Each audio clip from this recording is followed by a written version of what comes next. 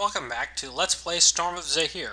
In this episode, we're going to clean up a lot of just stuff that we've forgotten about because it's not really all that important. I'll skim over most of it. Going into the Phoenix Tail Inn and Crossroad Keep. These guys over here won't join the Grey Cloaks. We don't know that because we haven't been given the quest yet, but we still want to change their mind because that's what we do. And so it's a successful diplomacy check and you're done, and you'll get XP for it later. Ulwith here has a quest about wargs, and he won't work with you on it, so just let him run and go. And up to the keep proper. Another recycled area from the first game.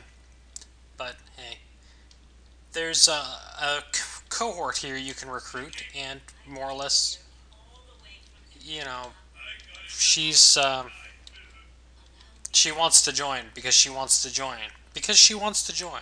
She's actually not that bad a character. She's a favorite soul. She even knows some useful spells. But I'm not using cohorts, so I'm going to just get rid of her. And apparently she's okay with that. She wants to travel with me, but she's going to travel with me just to the other side of Crossroad Keep. Very impressive.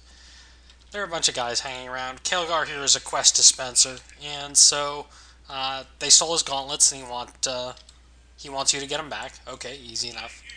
And he got a reward, gave me a reward for signing up those idiots in the inn.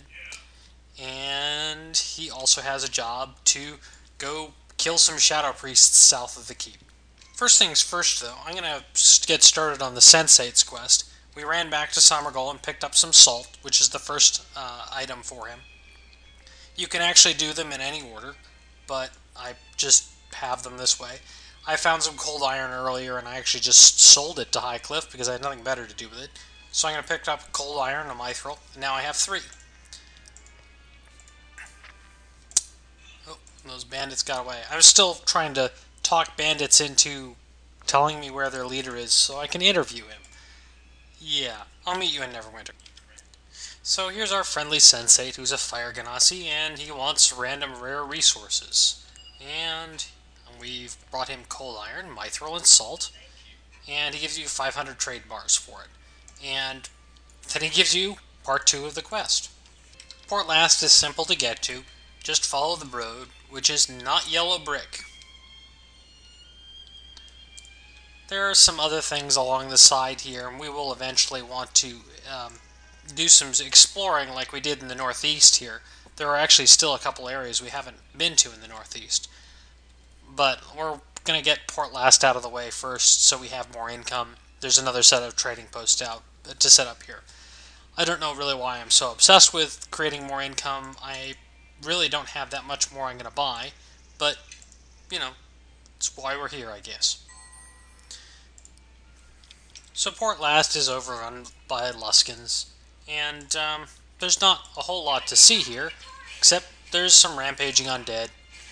Yeah, okay, that's a little unusual, but they're ghouls. They're very easy, so I'm not even going to bother casting buffs. The Luskins, I mean, I guess I could just let them kill the Luskins, though the Luskins will probably kill them. But I actually need to hit the inn first, so I'm going to do that. Now, this Alliance Arms Inn, if you played the original game, this should not be should not be new to you. There is one guy of interest here in the inn, which is EMR, and he has some information about the undead, and he mentions the Adrium family and, you know, some history, and nothing really all that important. Back out in town, there's a garrison here, where the commander of this Luskin army is, and since we don't like Luskins, we're going to kill them off, and we're going to start with their leader. So the man here is Septimund. He'll be of interest later, but for now I don't really care about him because I have to deal with these Luskins, and he's part of a later quest. Septimund is involved with the undead in the area, and we'll get around to that. For now, hey, it's a Luskin, and we're just going to, you know, pick a fight with him because we can. You can talk to him, he'll say some things, but he really doesn't have very much interesting to say, and this encounter doesn't end any differently. In the back room there's a guy who's locked up. You need the key from the Luskin to get it. And he tells you, well, there are more Luskins outside, so let's get cracking.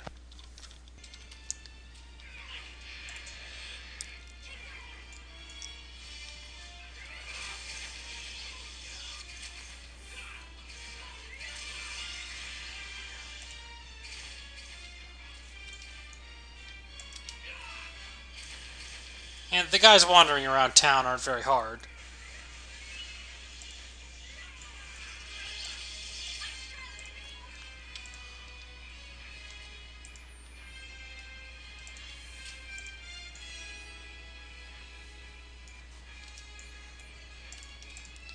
There are some harder enemies that are on the ship.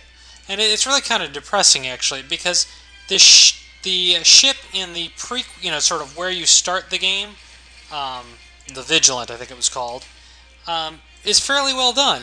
But this ship looks ridiculous. So I don't know exactly what problem they had. Apparently they had a different art team doing part Llast, and they didn't do a very good job. Because it's sort of one half recycled old area and one half strangely vertical ship. Anyway, those are the Luskins, so let's go collect our reward.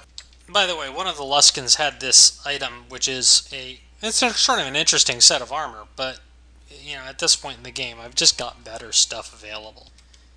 And Haramus Dothwithel, yeah, so it gives you the history feat Neverwinter Patriot, which gives you some, diplomacy, which isn't very important. He also gives you this random small object, which gives a AC modifier versus Orc and some bonus hit points. It's another thing that you can enchant to gain dodge AC against everything. But I'm going to leave it alone for now because I can't give it the best available enchantment yet. And frankly, I'm okay with just having a couple extra hit points. And he also has another quest, or two. There's a sea route and a land route out of this town, and we need to reestablish them for our trading company. There are essentially two quests, both of which are sort of boring, actually, but we'll get started. Septimund has something to do with the land route, which is the undead problem. So here's Septimund just hanging out in town. I'm actually going to take him as a cohort because, well, you have to.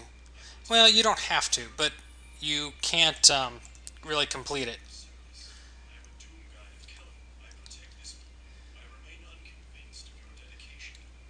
And apparently he doesn't want to join up yet. So maybe we should go and deal with the sea threat first. So just north of Port Llast is the Priory of the Depths. So this is the temple of an evil god of the sea. So as you can imagine, it's not a nice place.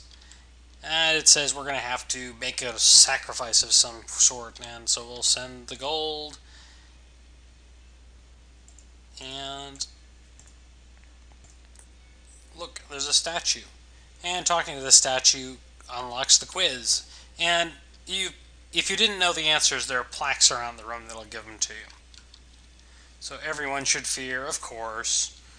And, evil god of the sea, drowning, of course. And you actually have to kind of know this one. I looked it up earlier. It's the blue-green wave curling left and right as her symbol. And she rules, well, seas and oceans. Easy enough, right?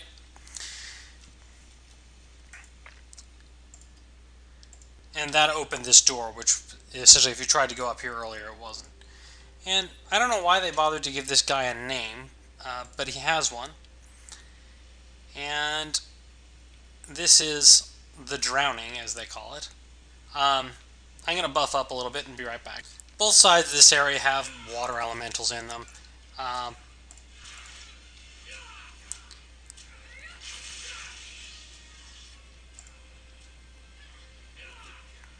And those water elementals are pretty much a joke.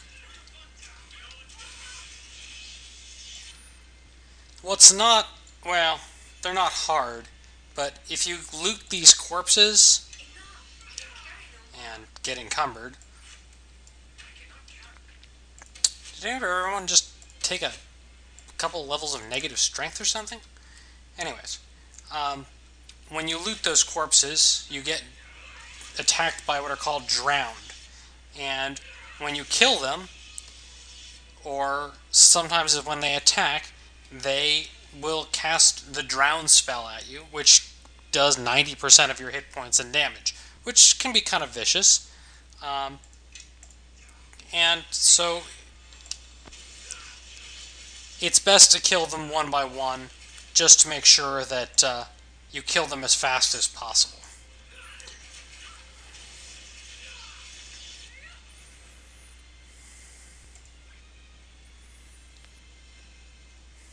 And you can make a fortitude save to avoid it.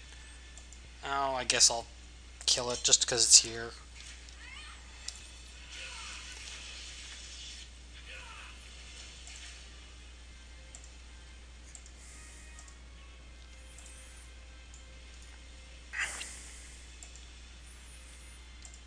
And you have to hit both of the levers to move on in the area.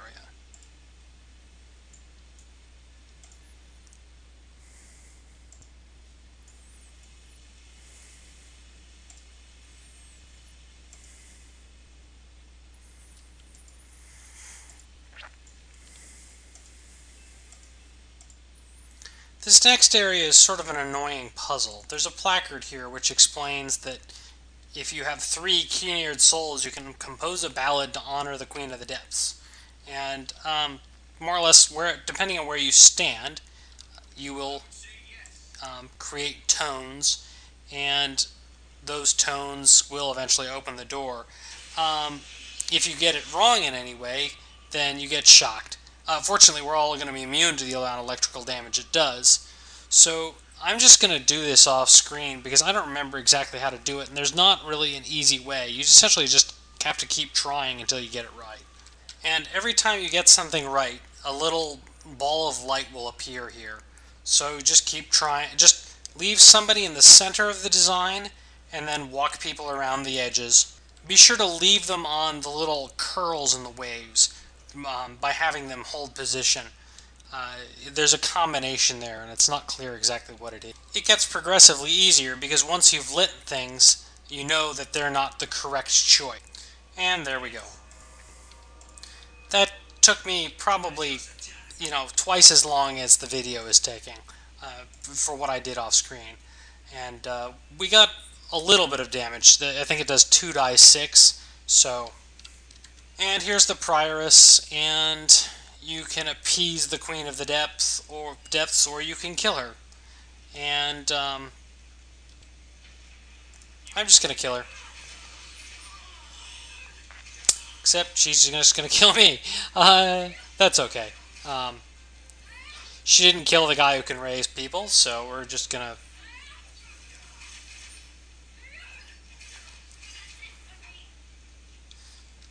So I'm gonna heal up and be right back. So that fixes the sea route problems for Port Llast. We still need to fix the land route problems, but we'll do that next time when we continue to play Storm of Zehir.